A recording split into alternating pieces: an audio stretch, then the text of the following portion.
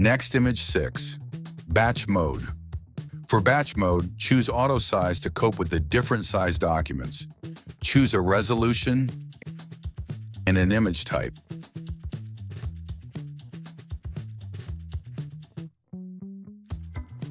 Make sure to choose a local folder to store the images and make sure the file name has numbers at the end. It is important to set up rename in the settings for when the file name already exists to allow the smooth flow of the batch mode. Highlight Batch and then start the scan.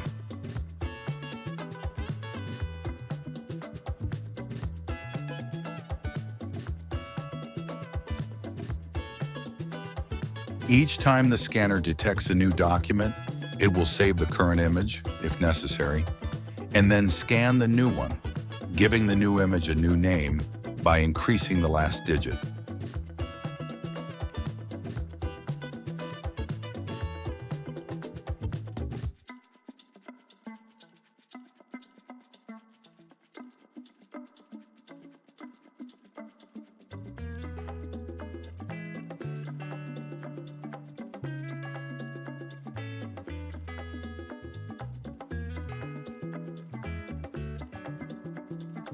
You can check the scanned images by opening the folder.